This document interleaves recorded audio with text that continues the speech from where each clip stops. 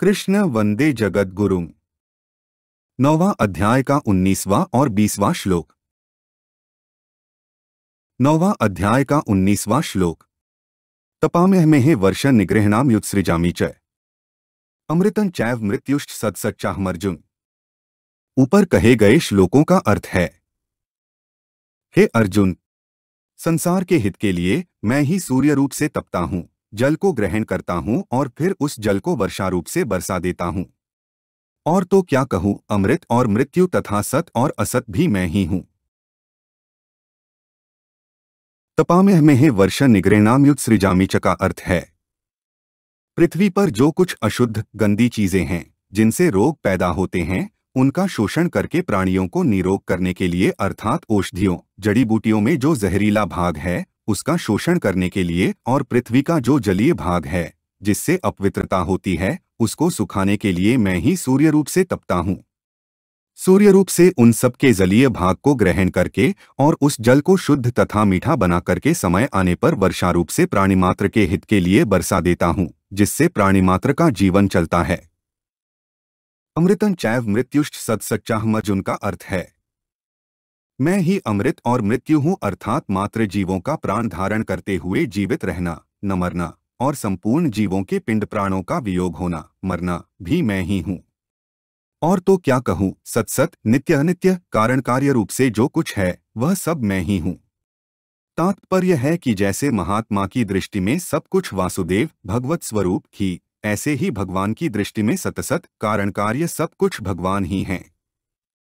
परंतु सांसारिक लोगों की दृष्टि में सब एक दूसरे से विरुद्ध दिखते हैं। जैसे जीना और मरना अलग अलग दिखता है, उत्पत्ति और विनाश अलग अलग दिखता है, स्थूल और सूक्ष्म अलग अलग दिखते हैं, सत्वरजतम ये तीनों अलग अलग दिखते हैं, कारण और कार्य अलग अलग दिखते हैं, जल और बर्फ अलग अलग दिखते हैं।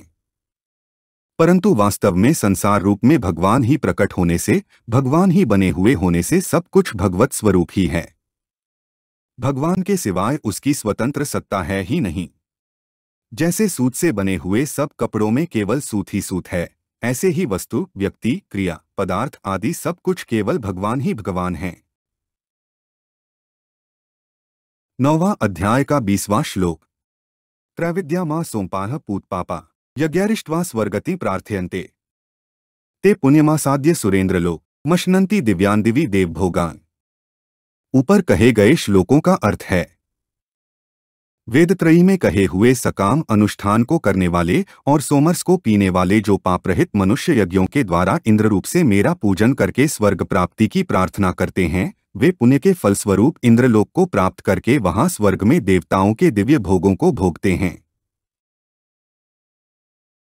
त्रैविद्याः मा सोमपाः दिव्यांदिवी देवभागान का अर्थ है, संसार के मनुष्य प्रायः यहाँ के भोगों में ही लगे रहते हैं। उनमें जो भी विशेष बुद्धिमान कहलाते हैं, उनके हृदय में भी उत्पत्ति विनाशशील वस्तुओं का महत्व रहने के कारण जब वे ऋक् साम और यजुः इन तीनों वेदों में कहे हुए सकाम कर्मों का तथा उनके फल का वर्णन सुनते हैं, तब वे वेदों में आस्तिक भाव होने के कारण यहाँ के भोगों की इतनी परवाह न करके स्वर्ग के भोगों के लिए ललचा उठते हैं और स्वर्ग प्राप्ति के लिए वेदों में कहे हुए यज्ञों के अनुष्ठान में लग जाते हैं।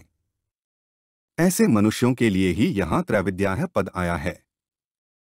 सोमिलता अथवा सोमवल्ली नाम की एक लता होती है।